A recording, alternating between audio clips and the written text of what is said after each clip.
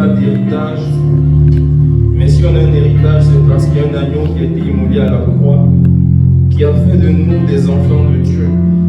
Et ce que nous sommes aujourd'hui, c'est parce que Jésus s'est humilié. Il a été obéissant jusqu'à la mort de la croix. Il a le dit, Dieu l'a souverainement élevé. Il lui a donné le nom qui est au-dessus de tout nom. Ce qui donne un sens à notre vie, c'est parce que Jésus a payé le prix pour nous. Et tout ce qu'on peut faire, tout ce qu'on peut dire, c'est élever son nom. Lui dire qu'il reçoit toute la gloire, toute la louange.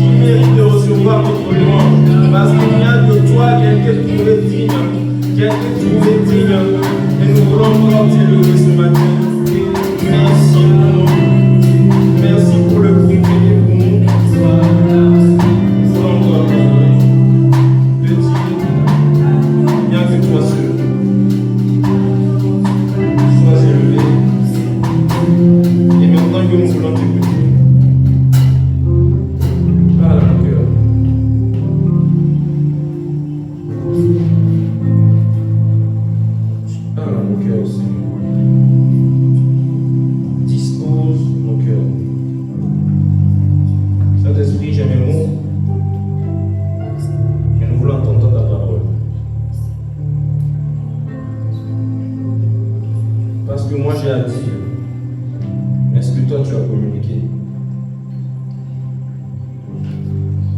parles à chacun personnellement. Et que chacun d'entre nous ressorte avec une parole dans son cœur. Nous savons que tu es là. Tu nous as même précédés. Et nous croyons que tu vas nous communiquer le pain de ce jour. Pour que cela fasse du bien à notre corps, à notre âme et à notre esprit. Au nom de Jésus. Amen. Est-ce qu'on peut acclamer pour le Seigneur?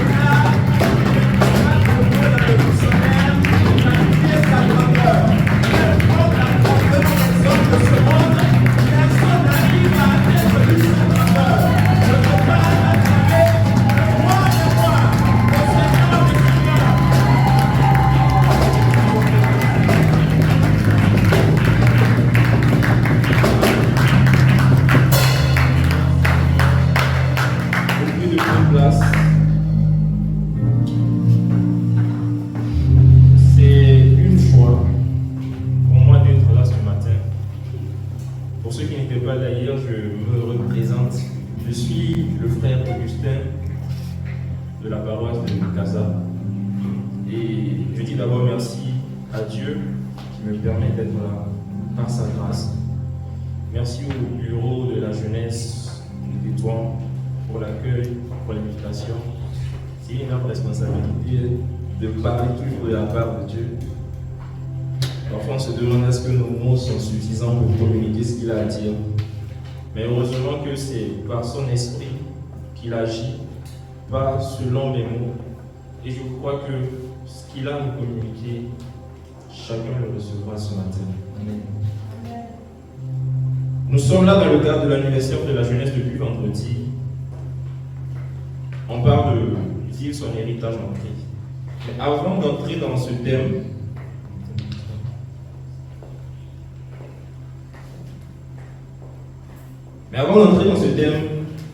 j'aimerais revenir sur ce qu'on a commencé depuis le début de ce mois. Bon, je me mets dedans.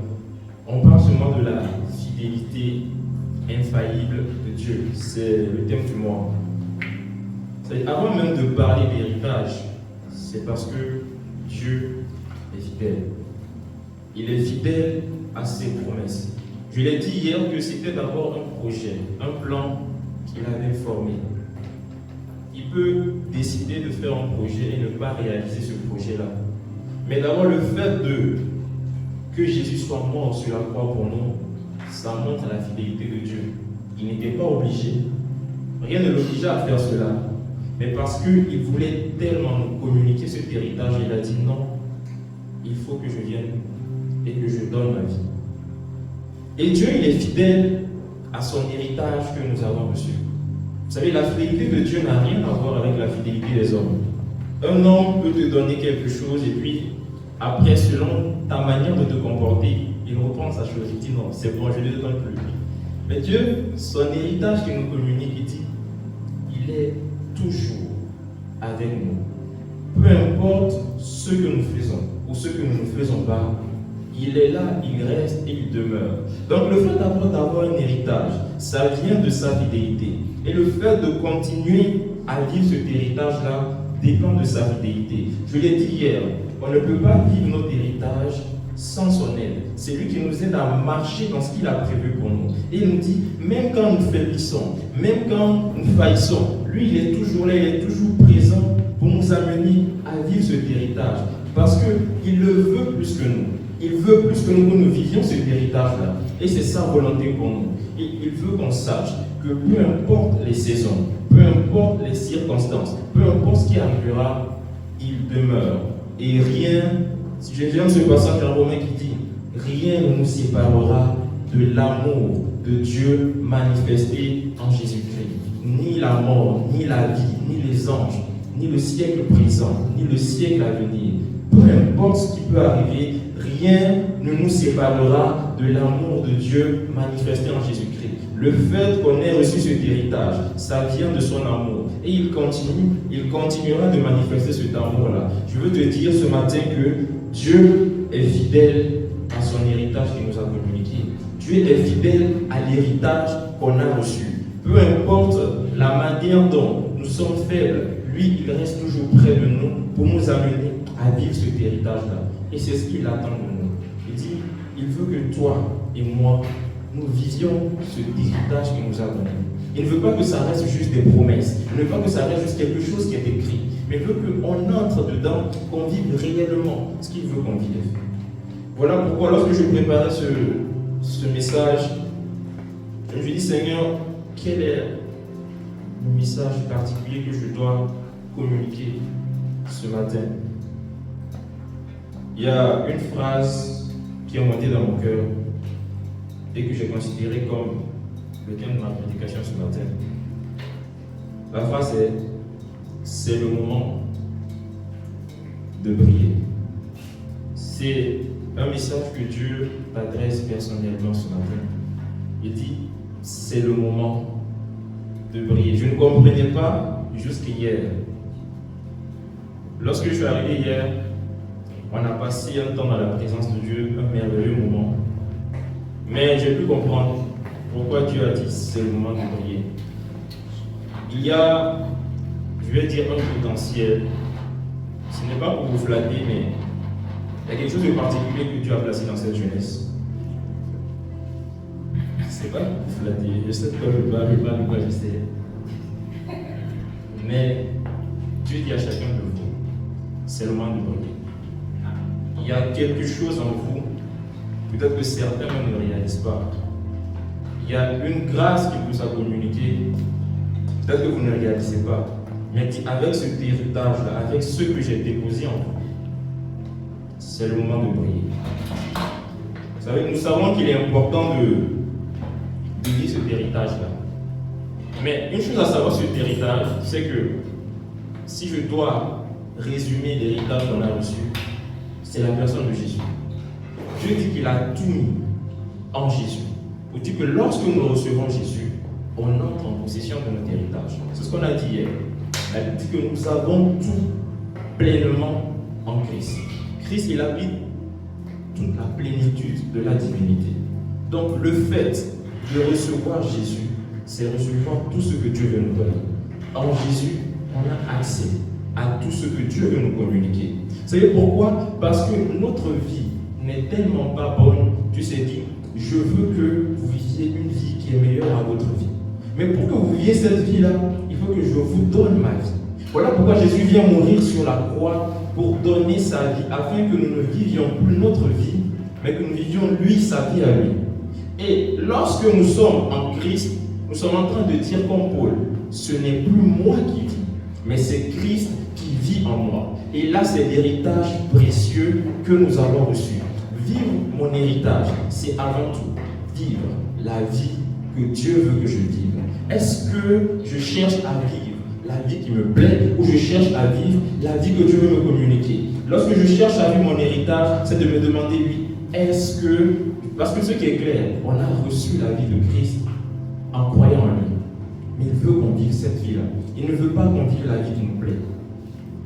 Et donc ce matin, quand je dis c'est le moment de briller, ce n'est pas pour nous mettre nous en avant, mais c'est pour refléter, révéler cette vie-là qu'on a reçue, qui est la vie de Christ. Au quotidien, que ce soit à l'école, que ce soit dans notre entourage, que ce soit dans notre communauté, partout où nous passons, lorsqu'on voit la vie de Christ être reflétée, on sait qu'on est en train de vivre notre héritage. Il est impossible de vivre notre héritage et qu'on ne reflète pas Christ. Parce qu'avant tout, notre héritage, c'est Christ lui-même. Vivre notre héritage, c'est en même temps refléter la vie de Christ. Et en d'autres termes, ça veut dire briller.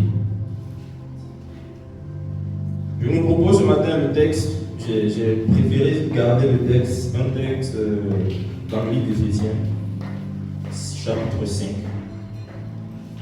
du verset 1 au verset 20. C'est pas très long, c'est vrai que c'est 20 versets, mais c'est pas très long. Je vais le lire. Éphésiens chapitre 5, du verset 1 au verset 20. C'est bon? Devenez donc les imitateurs de Dieu comme des enfants bien-aimés et marchez dans la charité ou dans l'amour, à l'exemple de Christ qui nous a aimés et qui s'est livré lui-même à Dieu pour nous comme une offrande et un sacrifice de bonne odeur. Que l'impudicité, qu'aucune espèce d'impureté et que la cupidité ne soit pas même nommée parmi vous, ainsi qu'il convient à des saints. Qu'on n'entende ni paroles déshonnêtes, ni propos insensés, ni plaisanteries, choses qui sont contraires à la bienséance, qu'on entende plutôt des actions de grâce. Car, sachez-le bien, aucun impudique, ou impur, ou cupide, c'est-à-dire idolâtre, n'a d'héritage dans le royaume de Christ et de Dieu. Ensuite, que personne ne vous séduise par de vains discours, car c'est à cause de ces choses que la colère de Dieu vient sur les fils de la rébellion. N'ayez donc aucune part avec eux. Autrefois, vous étiez ténèbres, et maintenant vous êtes lumière dans le Seigneur. Marchez comme des enfants de lumière. Car le fruit de la lumière consiste en toutes sortes de bonté, de justice et de vérité. Examinez ce qui est agréable au Seigneur, et ne prenez point part aux œuvres infructueuses des ténèbres, mais plutôt condamnez-les. Car il est honteux de dire ce qu'ils font en secret. Mais tout ce qui est condamné est manifesté par la lumière, car tout ce qui est manifesté est lumière. C'est pour cela qu'il est dit, réveille-toi, toi qui dors, relève-toi d'entre les morts et Christ t'éclairera. Prenez donc garde de vous conduire avec circonspection, non comme des insensés, mais comme des sages. Rachetez le temps, car les jours sont mauvais. C'est pourquoi ne soyez pas inconsidérés, mais comprenez quelle est la volonté du Seigneur. Ne vous enivrez pas de vin, c'est de la débauche. Soyez au contraire remplis de l'esprit. Entretenez-vous par des psaumes, par des hymnes et par des cantiques spirituels, chantant et célébrant de tout votre cœur les louanges du Seigneur. Ensuite, et enfin, rendez continuellement grâce pour toutes choses à Dieu le Père, au nom de notre Seigneur Jésus-Christ. Amen. Il y a tellement de choses qu'il a dit, je ne pourrai pas tout aborder. Mais je vais prendre quelques points que j'ai notés lorsque je préparais ce message. Vous savez, dans le livre aux Éphésiens, c'est un livre, on a du mal à être sûr si c'était uniquement à l'église d'Éphèse que ça a été destiné. Parce qu'on a l'impression que Paul parle à l'église de manière générale, au corps de Christ. Et le livre d'Éphésiens a 6 chapitres. Les 3 premiers chapitres, Paul est en train de rappeler qu'est-ce qu'on a reçu en Christ, de rappeler notre identité, ce qui nous caractérise. Et les 3 derniers chapitres, le 4, le 5 et le 6, ils montrent de manière pratique comment vivre ce qu'on a reçu. Et là, dans la deuxième partie, hier on a vu la première partie où il rappelait un peu ce qu'on a reçu en Christ. Et là aujourd'hui, il est en train de nous dire de manière pratique ce qu'on doit faire pour vivre ce qu'on a reçu en Christ. Je disais tout à l'heure que le thème, c'est le moment de briller. Mais d'abord, c'est quoi briller? On a vu tout à l'heure, il nous a dit, autrefois vous étiez ténèbres, mais maintenant vous êtes lumière. Marchez comme des enfants de lumière. Briller, c'est d'abord, avant tout, vivre comme cette lumière du monde que je suis. Parce que Christ, il est la lumière du monde. Et Christ vit en nous.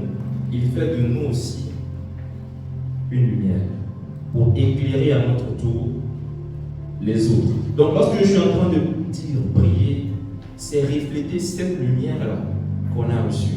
La source de cette lumière-là, c'est Jésus. Et parce que Jésus vit en nous, On reçoit cette lumière de lui et en même temps, on la transmet aux autres.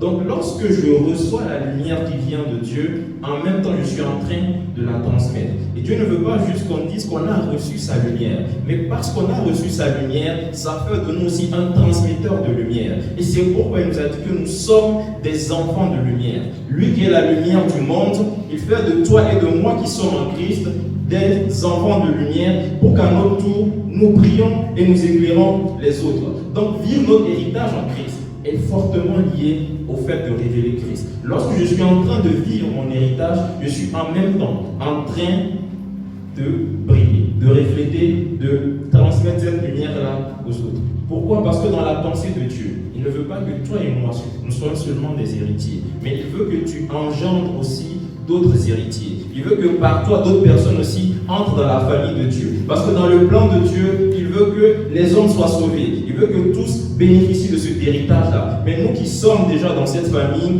lorsque tu es en train de prier, tu permets aussi à d'autres personnes qui n'ont pas accès à cet héritage-là de devenir héritiers aussi, de devenir enfants de Dieu, d'entrer dans cette famille. Et cela ne peut pas se faire si tu ne décides pas de prier. Lorsque je prie, c'est de me dire, oui, est-ce que je veux voir aussi les autres vivre cet héritage-là que moi je suis en train de vivre, que moi j'ai reçu. Et c'est ce que Dieu nous appelle à faire. Lorsqu'il nous appelle à prier, ce n'est pas de mettre notre propre vie en avant, mais c'est de mettre sa vie en avant. Et de telle sorte que les autres, par ce que nous faisons, puissent voir Christ et puissent être attirés par lui et entrer dans cette famille-là. Donc prier, c'est éclairer ce monde par ta lumière, qui ne vient pas de toi, mais qui vient de Jésus. Au point où les autres, en te voyant, découvrent Christ. C'est ce qui prouve que tu es en train de vivre ton héritage en Christ. Parce que si les autres en moi ne voient pas Christ, je dois me poser la question, est-ce que je suis en train réellement de vivre mon héritage? Et je vais avancer. Maintenant qu'on sait, ça veut dire quoi prier? Comment donc on peut prier? Je vais me baser sur le texte qu'on a lu. J'ai noté plusieurs points. Le premier point que j'ai noté, c'est comment prier en marchant dans l'amour. C'est la base de tout.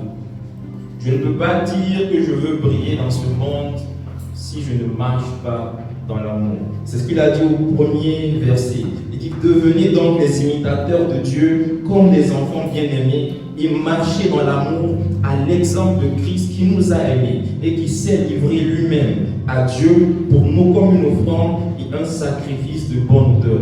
Le fait qu'on reçoive cet héritage, je l'ai dit tout à l'heure, c'est d'abord par amour. C'est parce que Dieu nous a aimés d'un amour inconditionnel qui nous a donné cet héritage. Et lorsque je suis en train de vivre mon héritage et que je dois briller, je dois devenir un vecteur d'amour. La question que je te pose ce matin, à quel point répands-tu l'amour autour de toi? On ne peut pas savoir que Christ vit en nous si on ne trouve pas de l'amour en nous. Parce que ce qui caractérise d'abord notre vie en Christ, c'est l'amour. Le fondement de notre foi, c'est d'abord l'amour que Dieu a manifesté envers nous. Et lorsqu'on a reçu Christ et qu'on n'est pas capable de manifester l'amour, on doit se poser des questions. Est-ce que je suis en train réellement de vivre ce que j'ai reçu? L'amour a été répandu dans nos cœurs par le Saint-Esprit. Et lorsqu'on a reçu Christ, on a reçu son amour. Il veut qu'à notre tour, on soit aussi des vecteurs d'amour. Et donc, briller, c'est manifester l'amour autour de nous. J'aime le dire que l'amour, c'est le plus haut niveau de la spiritualité. Peu importe la manière dont tu pries, si tu ne manifestes pas l'amour, alors remets en question en fait ta foi en Dieu, ta manière de vivre en fait cette foi-là. Parce que tu ne peux pas dire que tu passes 10 heures de temps dans la prière, mais tu as du mal à aimer les autres. Ce n'est pas normal de se dire que oui, j'aime bien tout ce qui est ambiance à l'église, j'aime bien passer du temps dans la prière, mais j'ai du mal à aimer mon prochain. Ça ne colle pas. Ce qui fait de toi un homme spirituel, ce n'est pas la quantité de prière, c'est d'abord ta manière de manifester l'amour autour de toi. Est-ce que dans ton entourage, dans ta communauté, à l'école, partout où tu passes, tu manifestes l'amour? Et vivre notre héritage en Christ, c'est d'abord ça le fondement. Est-ce que nous sommes des vecteurs d'amour? C'est ce que le Seigneur attend de nous. Qu'on brille en manifestant l'amour. Deuxième chose, à partir de ce texte, il a dit ne pas s'associer aux œuvres des ténèbres. Il a cité tellement de choses. On a vu tellement de choses qu'il a citées. Il a parlé de l'impureté, de l'impudicité, il a parlé des propos qu'on doit tenir, tout ça. Il dit de ne pas s'associer à ces œuvres, il a appelé les œuvres des ténèbres. De ne pas se conformer à ces choses-là. Que tes actions, que ce que tu poses au quotidien soit différent de ce qu'il a cité. Si je recite, il a dit que l'impudicité, qu'aucune espèce d'impureté, que la cupidité ne soit même pas nommée parmi vous. Comme il convient à des saints, notre nature ne convient pas à ces choses-là. Il dit qu'on n'entend ni paroles déshonnêtes, ni propos insensés, ni plaisanteries, choses qui sont contraires à la bienséance. On entend plutôt des actions de grâce. Car sachez-le bien, aucun impudique ou impur ou cupide, c'est-à-dire idolâtre, n'a d'héritage dans le royaume de Christ et de Dieu. Au verset 7, il dit « N'ayez donc aucune part avec eux. Autrefois, vous étiez ténèbres, et maintenant vous êtes lumière, marchez comme des enfants de lumière. » C'est-à-dire, autrefois on était ténèbres. Dans le livre de Colossiens, Paul le dit, il nous a délivrés du royaume des ténèbres pour nous transporter dans son royaume. Le fait qu'on vive notre héritage, je l'ai dit hier, il faut qu'on appartienne à un royaume. Il faut qu'on appartienne à son royaume pour vivre ce qui est dans le royaume. Et pour cela, Dieu s'est dit non, je ne peux pas laisser l'homme dans le royaume des ténèbres. Je ne peux pas laisser l'homme sous la puissance des ténèbres. Donc il nous a délivrés de la puissance des ténèbres pour nous amener dans son royaume. Donc si autrefois on était ténèbres, maintenant nous sommes lumière. Parce qu'on n'appartient plus aux ténèbres. On n'est plus sous l'influence du monde des ténèbres. Et vu qu'on est lumière, on doit marcher comme des enfants de lumière. Mais marcher comme des enfants de lumière, ça dépend, c'est caractérisé plutôt par les œuvres que tu produis au quotidien. Ce qui fera en sorte, ce qui déterminera plutôt, est-ce que tu es enfant de lumière, c'est quelles sont les œuvres que tu produis au quotidien. On a parlé des œuvres des ténèbres tout à l'heure, on a cité toutes sortes de choses qu'on peut voir, qui viennent des ténèbres. Mais il ne s'agit pas juste de dire que non, je ne fais pas ça. Si les ténèbres ont des œuvres, alors la lumière aussi a ses œuvres. Et il a dit, la lumière, c'est le contraire des ténèbres. Si les ténèbres ont des œuvres, alors nous aussi on doit produire des œuvres qui sont contraires à ce que les ténèbres produisent. Donc, briller, c'est produire des œuvres qui plaisent à Dieu. Tout ce qu'on peut citer dans Galates 5, 22, tout ce qui est lié au fruit de l'esprit, l'amour, la joie, la bonté, la paix. Je se dit que lorsque oui, il y a les ténèbres qui veulent m'amener à faire telle ou telle chose qui ne plaît pas à Dieu, moi au quotidien, mes œuvres doivent refléter Christ. Mes actions au quotidien doivent refléter Christ. Ce que je fais avec les autres, ou même quand je suis seul, ça doit honorer et glorifier Christ. Le Seigneur nous attend. Chacun de nous a produit des œuvres qui lui plaisent, qui l'honorent, à faire mûrir ce fruit-là qu'il a déposé en nous. Lorsqu'on a reçu le Saint-Esprit, tout ce qu'on cite dans Galates 5, l'amour, la joie, toutes ces choses, c'est déjà en nous. Il veut juste qu'on manifeste ce qui est en nous. Il ne veut pas qu'on demande, Seigneur, donne-moi l'amour, donne-moi la joie. C'est déjà en nous. Dans le Saint-Esprit qu'on a reçu, c'est en nous. Mais il veut que ces œuvres-là soient manifestes. Pas qu'on dise seulement qu'on a reçu, mais que les autres autour de nous voient effectivement ces œuvres-là. Si le monde des ténèbres a ses œuvres, on voit tellement le monde dans lequel nous sommes, il y a tellement d'œuvres qu'on voit. Mais quelles sont les œuvres que toi tu produis? On voit qu'il y a une influence du monde des ténèbres aujourd'hui dans notre quotidien. Mais est-ce que nous, en tant qu'enfants de lumière, on produit des œuvres qui sont contraires à ces œuvres? Le Seigneur ne nous demande pas juste de ne pas faire, mais demande aussi de faire. C'est ça la véritable sanctification. Ce n'est pas non, je ne fais pas, mais qu'est-ce que je fais aussi? Et c'est ce que tu attends de faire de moi. Je vais avancer rapidement. Pour briller, autre chose, c'est pas dans le texte que je vais rajouter. J'ai dit, il faut prier sans cesse. ne peut pas vouloir prier si on n'a pas une vie de prière. On ne peut pas vivre notre héritage en Christ si on n'a pas une vie de prière. Le diable, il ne va pas nous laisser vivre notre héritage en Christ tranquillement, impossible. Et au chapitre 6, je ne l'ai pas lu, Paul a parlé des armes spirituelles. Il dit, prenez toutes les armes de Dieu pour résister contre toutes les ruses et les stratégies de l'ennemi. On connaît toutes ces armes.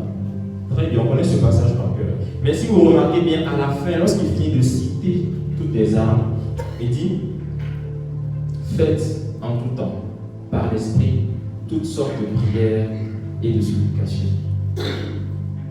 Pourquoi? Parce que ce qui entretient les armes spirituelles, c'est la prière. Les armes, oui, on les porte, mais tout soldat sait que les armes ont besoin d'être entretenues. Et le moyen par lequel on entretient constamment les armes spirituelles, c'est par la prière. Lorsqu'on n'a pas une vie de prière, on est vulnérable et on est facilement influençable. Ce qui nous permettra de mieux révéler, refléter Christ au quotidien, c'est d'avoir une vie de prière. Le Seigneur t'appelle ce matin à considérer cette communion-là avec lui, à te dire que non, j'ai besoin de demeurer constamment dans la prière. J'ai besoin de prier sans cesse. Pas seulement de prier quand ça ne va pas, mais de dire que Seigneur, j'aime tellement passer du temps avec toi qu'en tout temps, il faut que je prie. Il faut que je sois avec toi. Vous savez, prier, c'est demeurer dans la présence de Dieu. Ce n'est pas seulement quand j'entre dans ma chambre et je ferme ma porte. Même en allant à l'école, je peux prier. Même en montant les escaliers, je peux prier. Il suffit juste que je développe la conscience de la présence permanente de Dieu. Savoir que Dieu est partout et je peux prier. Prier partout où je me trouve. Il ne veut pas que tu laisses quoi que ce soit t'empêcher de prier. Même si tu sais que tu es submergé par les études, il y a tellement de choses. Tu as un temps peut-être en quittant ta maison et en allant à l'école. Ce petit temps-là, tu peux prier. Mais ne laisse pas une occasion t'empêcher de prier. Parce que lorsqu'on ne prie pas, il est impossible de prier. J'aime de dire, prier, c'est prier. Dieu nous appelle à avoir une vie de prière. Prier, lorsqu'on prie, on demeure dans la présence de Dieu. Et j'ai vu tellement de gens prier, mais après avoir une vie qui ne plaît pas à Dieu. Moi, je ne crois pas qu'on peut passer du temps dans la présence de Dieu et ne pas être transformé. Ce qui détermine vraiment qu'on passe du temps dans la présence de Dieu, c'est le résultat qu'on voit à l'extérieur. Parce que lorsqu'on passe du temps avec Dieu, si les mauvaises compagnies corrompent les bonnes mœurs, c'est qu'une bonne compagnie produit des bonnes mœurs, effectivement. Il est impossible de passer du temps dans la présence de Dieu et de ne pas être transformé à son image. Pour qu'on reflète Christ sur la terre, ça dépend aussi du temps qu'on passe dans sa présence. Plus tu passes du temps dans la présence de Dieu, plus il te transforme à son image et les gens autour de toi verront Christ. Ce qui fait en sorte qu'on ne voit pas Christ, ça dépend de où tu passes du temps. Est-ce que je passe du temps sur mon téléphone? J'ai 24 heures dans la journée. Si je passe tellement de temps sur mon téléphone, sur les réseaux sociaux, c'est clair que le résultat sera visible à l'extérieur. Quel est le temps que tu passes dans la présence de Dieu? C'est ce qui te transforme pour que tu reflètes Christ. J'ai vu des gens tellement prier, vouloir dire je parle, je prie, j'ai fait tellement d'heures dans la prière, mais après aucun caractère. Et non, si Dieu nous appelle dans sa présence, lorsque nous entrons dans la présence de Dieu, lorsque nous sommes dans sa présence, il pointe du doigt ce qui en nous ne correspond pas à son caractère et nous amène à refléter son image. Ne cherchons pas juste à parler. Parfois on dit qu'on a prié parce qu'on a parlé pendant 5 heures. Non. Apprenons à écouter. Dieu il aime tellement passer du temps avec nous que lorsque nous sommes dans sa présence, Dieu dit il y a tel aspect de toi qu'il faut que tu changes. Il y a telle chose dans ton caractère qui ne va pas avec moi. Et plus tu prends du temps à écouter Dieu dans la prière, plus tu es transformé. Prier, ce n'est pas seulement parler. On a beaucoup plus d'avantages à écouter que parler. Voilà pourquoi il dit prier sans cesse. Ce qui veut dire, ne te dis pas que c'est lorsque tu es juste enfermé que tu pries. Dieu peut te parler à n'importe quel moment, partout où tu te trouves. Et ce n'est pas parce que tu n'es pas en train de parler que tu n'es pas en train de prier. dès que tu développes la conscience de la présence de Dieu, tu es en train de prier partout où tu te trouves. Et je vais aller vers la fin de mon message. J'ai dit tout à l'heure que c'est le moment de prier. Si Dieu nous dit que c'est le moment, ça veut dire qu'il faut maintenant passer à l'action. Il ne veut pas juste qu'on soit dans la théorie. On sait, on est enseigné, on a entendu tellement de choses. Peut-être qu'on a lu dans la parole de Dieu, on a découvert des choses. Mais il attend de nous qu'on passe à l'action. Quand il dit c'est le moment, ça veut dire qu'il attend de toi et de moi qu'on passe à l'action. Je l'ai dit au début de ma prédication, il y a une grâce que Dieu a déposée en chacun de vous. Mais cela ne va pas être manifesté si vous ne décidez pas de passer à l'action. Peut-être que certains d'entre vous reconnaissent quelque chose que Dieu a mis en vous. Mais si vous ne décidez pas de passer à l'action, ça ne sera pas visible. Dieu ne va pas vous forcer à passer à l'action. Il va vous communiquer sa volonté. Mais ça va lui dire, ok, maintenant que je sais quelle est la volonté de Dieu, est-ce que je suis prêt à passer à l'action? Les autres autour de nous attendent. Le monde des ténèbres prend de plus en plus de l'ampleur. Si on ne passe pas à l'action, on va laisser le monde des ténèbres prendre du terrain. Mais nous qui sommes enfants de lumière, si on ne passe pas à l'action, alors on ne va pas imposer la lumière de Christ dans ce monde. Et donc, il a dit au verset 15, il dit, prenez donc garde de vous conduire avec circonspection, non comme des insensés, mais comme des sages. Rachetez le temps, car les jours sont mauvais. Pourquoi est-ce que je dois passer à l'action? Parce qu'il faut racheter le temps. Les jours sont mauvais. On n'a plus assez de temps. Il dit, ne vous comportez pas comme des insensés, mais comme des sages. L'insensé se dit, j'ai tout le temps. Je vais remettre à demain. Oui, j'ai encore le temps. Mais le sage se dit, non, il n'y a pas assez de temps. Les jours sont mauvais, il faut que je rachète le temps. Lors Dieu veut qu'on se comporte comme des sages, en prenant conscience des derniers temps dans lesquels nous sommes. C'est ce que Paul va dire à Timothée. Il dit, les derniers temps seront difficiles. Il y aura le mal qui va prendre de plus en plus de l'ampleur. Alors il faut qu'on rachète le temps. Ne pas se comporter comme des insensés, c'est de prendre conscience que nous sommes dans des temps critiques. Nous sommes dans des temps où le mal prend de plus en plus de l'ampleur. Il faut que nous qui sommes enfants de lumière, qui avons reçu cet héritage-là, qu'on décide de passer à l'action. Parce qu'on n'a pas assez de temps. C'est ce qui s'est passé avec les vierges. Les vierges, folles et sages. Elles ont négligé. Et lorsque le coup est arrivé, elles ne sont pas allées. Personne ne sait le jour ni l'heure. Je l'ai dit au début, Dieu veut engendrer d'autres héritiers. Mais cela va passer par toi et par moi. Si on ne décide pas de briller, d'être cette lumière-là, les autres ne verront pas Christ au travers de nous et n'entreront pas dans cette famille. Est-ce qu'on veut laisser le monde des ténèbres les gagner ou est-ce qu'on veut que la lumière de Christ les gagne? Mais cela n'arrivera pas si tu ne décides pas de passer à l'action, de racheter le temps. Et donc, pour passer à l'action, c'est ce que Jésus a dit à ses disciples. Il a dit, vous recevrez une puissance, le Saint-Esprit survenant sur vous, et vous serez mes témoins.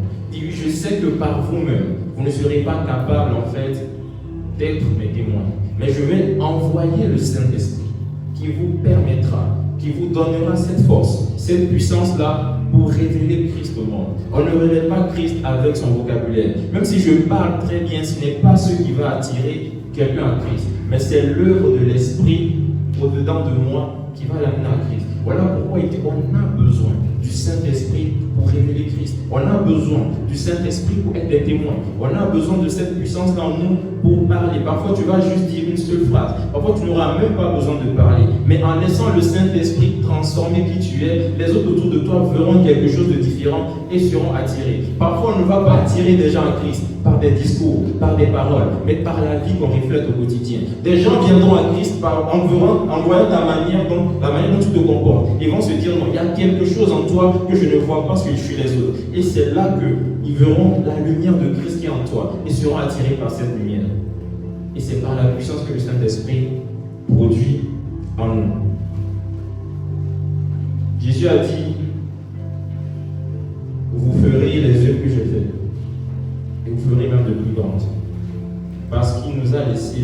le Saint-Esprit. Par la puissance du Saint-Esprit qui est en nous, on peut révéler Christ. Par la puissance du Saint-Esprit qui est en toi, tu peux prier et montrer Christ au quotidien.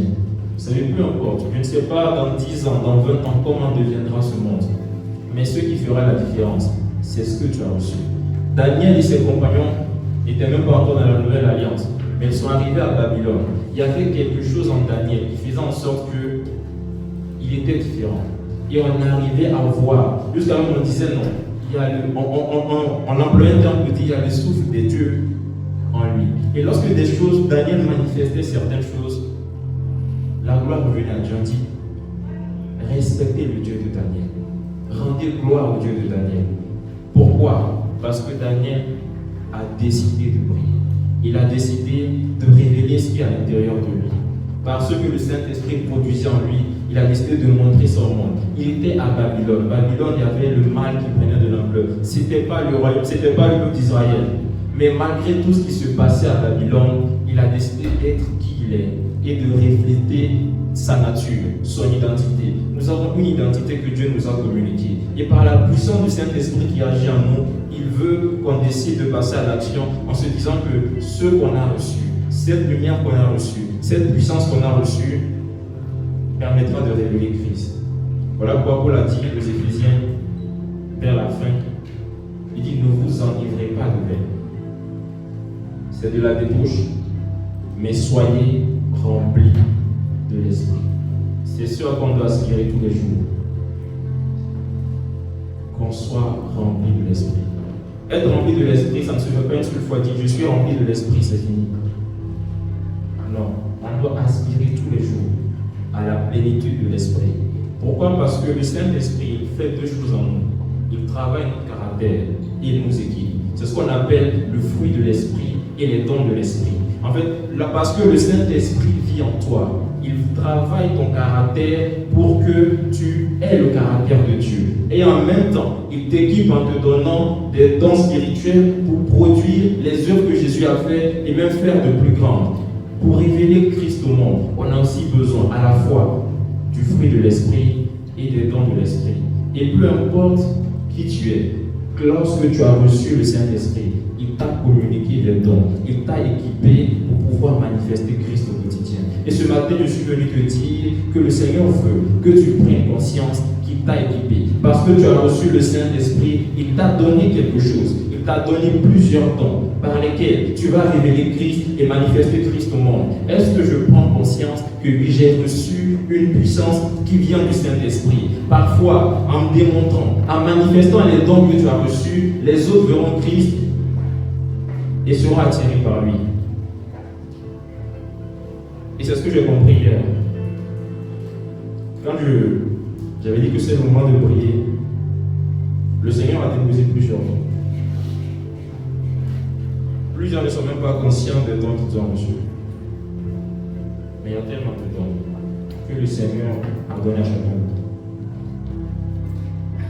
Il dit c'est le moment de prier. Par le don, par le fruit. On a vu tout à l'heure le caractère.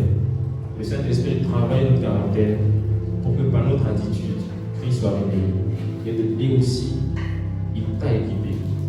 C'est ce qu'il a dit à Timothée. Paul a dit à Timothée, ne néglige pas le don que tu as reçu. Ne néglige pas ce que tu as reçu. Il dit, ranime le don qui est en toi. Peut-être qu'à force de négliger, le don s'est endormi. Les dons se sont endormis. Peut-être même que tu te demandes est-ce que tu as reçu quelque chose. Il te dit oui, tu as reçu quelque chose. Mais maintenant, décide de passer à l'action. Car tu ne verras pas cela être visible si tu ne passes pas à l'action. C'était le message que j'avais à vous communiquer ce matin que le Seigneur a mis à mon cœur. J'aimerais qu'on se lève et qu'on fasse cette prière.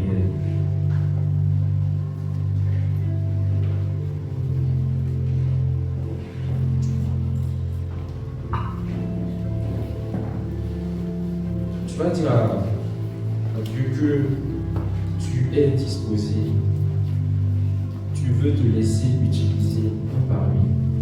Tu ne veux plus te comporter de manière ordinaire parce que tu as reçu ce qui est extraordinaire.